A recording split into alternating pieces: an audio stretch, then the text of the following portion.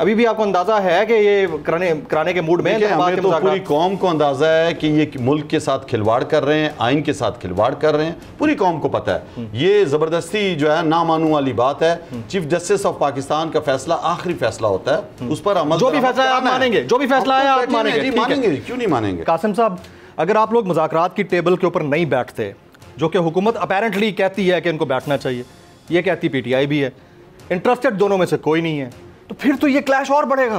देखिए, इसमें क्लैश की कोई बात नहीं है। आइन में जो चीज़ लिखी है उस पर अमल दरामद कराने के लिए चीफ जस्टिस ऑफ पाकिस्तान ने हुक्म दिया है। नजरिया ज़रूरत को उन्होंने पाकिस्तान में दफन कर दिया है। ये जितनी भी PDM की जमातें हैं, नजरिया ज़रूरत के तहत करारदादे लेके आ रही हैं। ये अमाइंडमेंट कर नहीं सकती, 2/3 मेजॉरिटी है नहीं इनके पास कौमी असम्बली के अंदर। 40 लोग तो बैठ के जो है ना, कोरम भी पूरा नहीं होता इनका। ये तो 20-25 लोग बैठे होते हैं और आए बाएं शाएं मार रहे होते हैं और चीफ जस्टिस को कभी किसको निशाना बनाते हैं। इनको तो इस टाइम इनकी अकल जो है वो काम नहीं कर रही है, परेशान है, डरपोक हैं।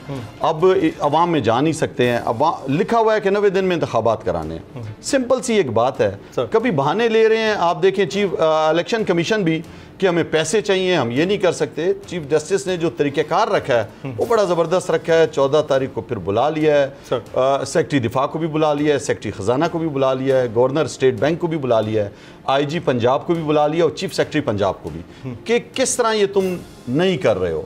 और दूसरी बात देखें, हुकूमत तो कभी भी नहीं चाहेगी कि वो इलेक्शन में जाए। उन्होंने तो अपनी चोरियाँ भी बचा ली हैं, उन्होंने तो अपने जो नाअहल लोग थे उनके लिए भी एक कानून तैयार कर लिया असम्बली के अंदर। अभी भी ये चाह रहे हैं हड़ाधुड़ी में बस किसी तरह हम बच जाएं। देखिए, 2/3 मेजॉरिटी है नहीं, आइन में तरमीम नहीं कर सकती ये हुकूमत, इनके पास मेजॉरिटी नहीं है। सिंपल कानून से आइन में तरमीम नहीं हो सकती, सिंपल मेजॉरिटी से। अब ये जो है वो क्लैश की तरफ जा रहे हैं। पाकिस्तान तहरीक इंसाफ ने हमेशा कहा है एक एजेंडे पे, इलेक्शन पर हम बात करने के लिए तैयार हैं, इलेक्शन पे आएँ।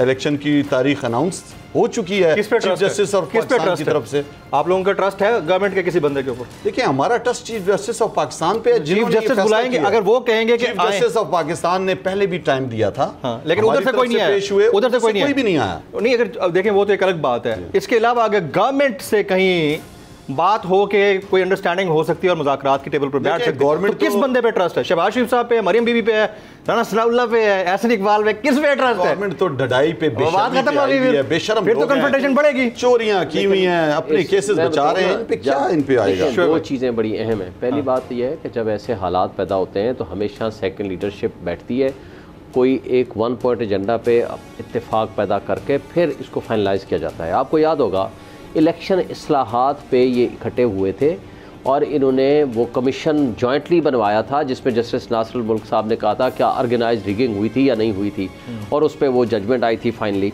तो मतलब ये है कि जब किसी नतीजे पे इनकी विल होती है सियासी जमातों की तो वो किसी नतीजे पे पहुंच जाया करते हैं। सुप्रीम कोर्ट के पास जब ये केस आया तो सुप्रीम कोर्ट ने सबसे पहले कहा, दोनों पार्टीज़ को, अटॉर्नी जनरल को भी कहा कि अपनी गवर्नमेंट से पूछें कि टेम्परेचर कम करें, इलेक्शन के लिए माहौल ठीक करें और सारे लोग जाएँ इलेक्शन में, जो कि आइन का तकाजा है।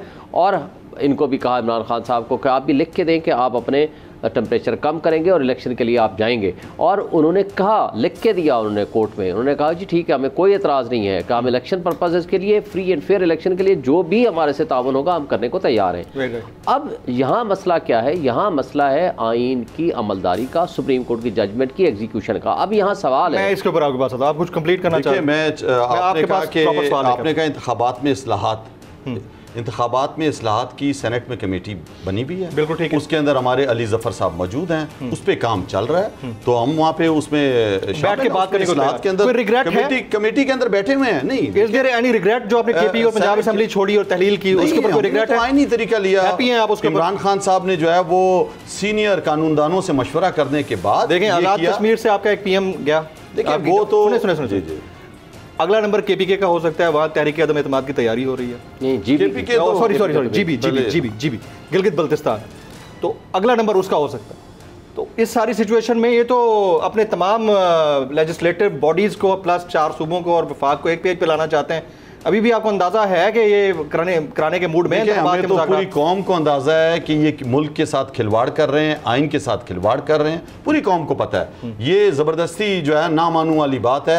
चीफ जस्टिस ऑफ पाकिस्तान का फैसला आखिरी फैसला होता है, उस पर अमल, जो भी फैसला है आप मानेंगे, जो भी फैसला है आप मानेंगे, मानेंगे, क्यों नहीं मानेंगे।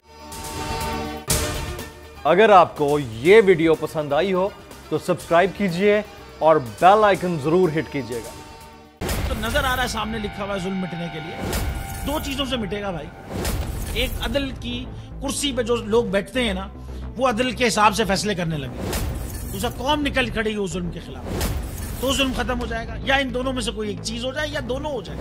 अगर 420 का मुकदमा था, उस वक्त अदलिया में जो लोग बैठे हुए केस देख रहे थे, वो पूछते ना यार चीट हुआ कौन है। जब उनको दिखता कोई चीट नहीं हुआ, केस खत्म कर देते। तो जालिम जुल्म कर ही नहीं पाता।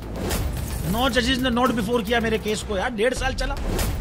शख्सी जमानत का केस, सेम केस इस्लामाबाद में कर दिया। एक ही इल्जाम पे 2 केस हो नहीं सकते भाई। मतलब 60 दिन का वक्त होता है, 102 दिन के बाद मैं जीत गया, केस बरी हो गया, 102 दिन के बाद अपील फाइल की, एक्सेप्ट कर ली। नहीं करते ना एक्सेप्ट, खत्म हो जाता ना जुल्म यार। भरी अदालत में मुझे बरी कर दिया, फिर पता नहीं क्या हुआ, 2.5 घंटे बाद का नोट बिफोर, मैं नहीं सुनता ये केस। खड़े रहते अपने फैसले पे, मिट जाता जुल्म। अल्लाह ताला ने बिठाया इस कुर्सी, इन कुर्सियों पे इनको यार, ये अल्लाह ताला की तरफ से फैसले करने हैं।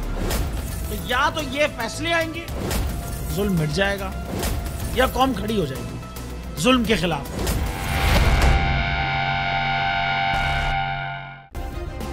सब्सक्राइब करें और बेल दबाएं ताकि कोई खबर रह न जाए।